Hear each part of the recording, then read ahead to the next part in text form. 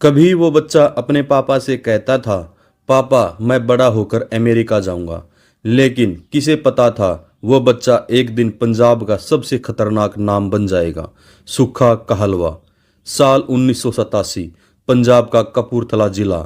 गर्मियों की सुबह, एक गांव की गलियों में बैलों की घंटियां और लस्सी की महक फैली हुई थी। कहलवा गांव के एक सिख परिवार में एक बच्चे का जन्म हुआ, सुखविंदर सिंह। उसकी आंखों में मासूमियत थी, लेकिन किस्मत में शायद खून लिखा था। पिता अमेरिका में काम करते थे, माँ गांव में बेटे को पालने में लगी थी। बचपन में सूखा ऐसा था जैसे किसी भी आम गांव के बच्चे की तरह। स्कूल जाता, दोस्तों संग खेलता और माँ की गोद में सो जाता।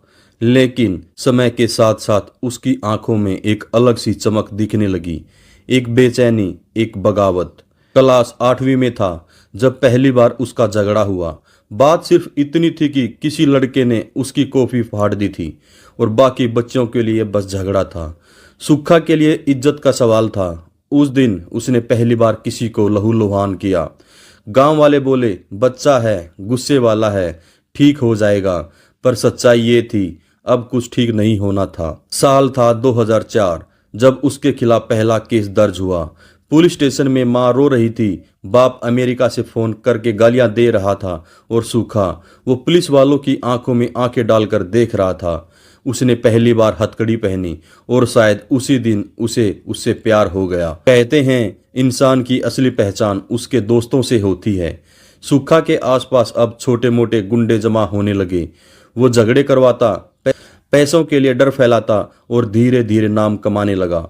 एक दिन किसी ने उससे कहा, तू तो हीरो बन गया भाई, और यही सुनना चाहता था वो। 2007 तक सूखा के पास बंदूक थी, बाइक थी और डर था जो उसके नाम से फैल चुका था। लोग कहते थे, ओए कहलवा वाला मुंडा है, दूर रहना।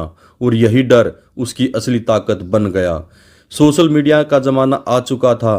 फेसबुक पर उसने एक प्रोफाइल बनाई जिसमें उसके हाथों में हथियार थे। गाड़ी की डिग्गी में AK-47 थी और कैप्शन होता है, फियर नन, रिस्पेक्ट फ्यू। लड़के उसे फॉलो करने लगे, लड़कियां उसके स्टेटस पर कमेंट करने लगी, सूखा भाई रियल डॉन। और सूखा वो खुद को रॉबिन हुड समझने लगा। 2010 का साल, जब सूखा ने अपने पुराने दोस्त और कोच लवली बाबा को गोलियों से भून दिया। कारण बस इतना था कि उसे लगा लवली अब उसका दुश्मन बन चुका है और दुश्मनों के लिए सूखा के पास सिर्फ एक गिफ्ट होता था, वो था मौत। इस हत्याकांड के बाद पुलिस हरकत में आई और सूखा जेल चला गया। पर जेल उसके लिए सजा नहीं थी। वो वहां भी फेसबुक अपडेट करता, गैंग चला रहा था और अपना नाम और बड़ा कर रहा था। 2008 में उसने हरजिंदर कौर से शादी की। कुछ समय ऑस्ट्रेलिया में रहा, लेकिन वहां की जिंदगी उसे फीकी लगी। जहां न डर हो न इज्जत, ऐसी जिंदगी सूखा को रास नहीं आई। वो लौटा फिर उसी रास्ते पर जहां डर भी था और नाम भी था। 2014 में उसका तलाक हो गया। शायद मोहब्बत की जगह अब सिर्फ बंदूकें थी। जो भी हमारे दोस्त चैनल पर नए हैं, चैनल को सब्सक्राइब जरूर कर लें और वीडियो के अंत तक जरूर बने रहें। अगर सूखा आग था तो विक्की गोंडर तूफान था, और जब ये दोनों टकराए पंजाब की जमीन कांप उठी। साल 2010 में जब सूखा ने लवली बाबा को मार गिराया तो उसका एक साया भी था वहां, विक्की गोंडर, जो कभी उसका साथी हुआ करता था। विक्की बोला, भाई ने अपने ही आदमी को मार दिया, अब किसी पर भरोसा नहीं। और वहीं से शुरू हुई दुश्मनी जिसने सिर्फ लाशें पैदा की। विक्की पढ़ाई में होशियार था, कॉलेज में एथलीट भी था, लेकिन सूखा से जुड़ने के बाद उसका रास्ता बदल गया। पहले हथियार उठाए, फिर खुद गैंग चलाना शुरू कर दिया।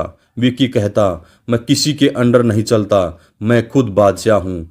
लवली बाबा की हत्या के बाद वो पूरी तरह टूट गया। उसने कसम खा ली, अब खून के बदले खून ही होगा।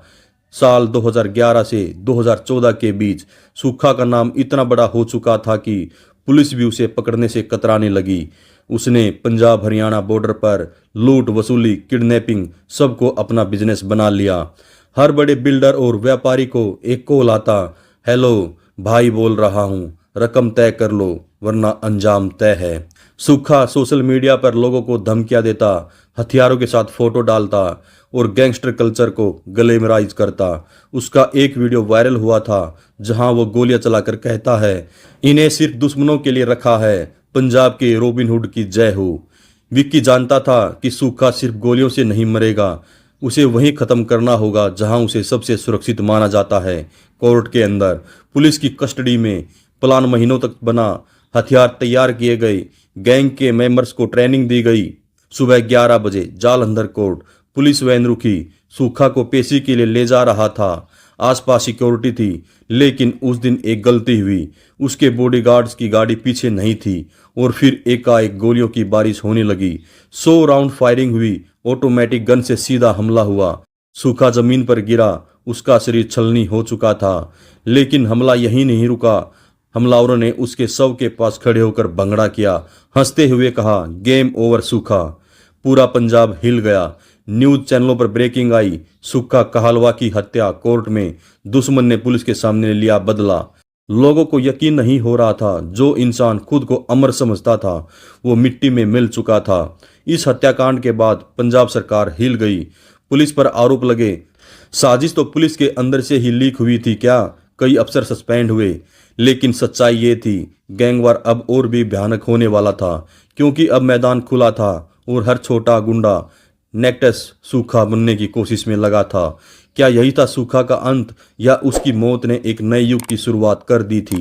दोस्तों, अगर आप सभी को हमारी ये क्राइम की रियल स्टोरी अच्छी लगे तो हमारे चैनल को सब्सक्राइब जरूर करें। नमस्कार, धन्यवाद, जय हिंद, जय भारत।